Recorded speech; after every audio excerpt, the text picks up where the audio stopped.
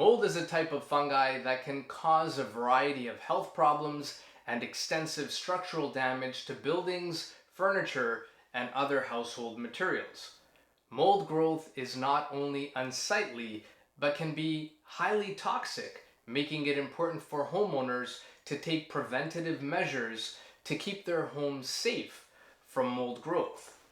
Common signs of mold include musty odors, stains, and water damage.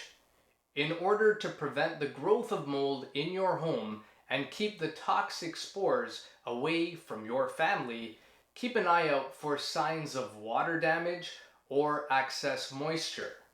You should fix any leaks promptly and avoid leaving wet clothes or towels lying around the house.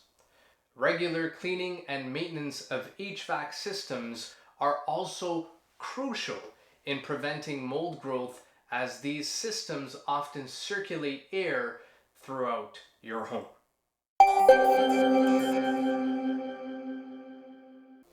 For more videos like this, please like this video and follow us here. Thanks for watching.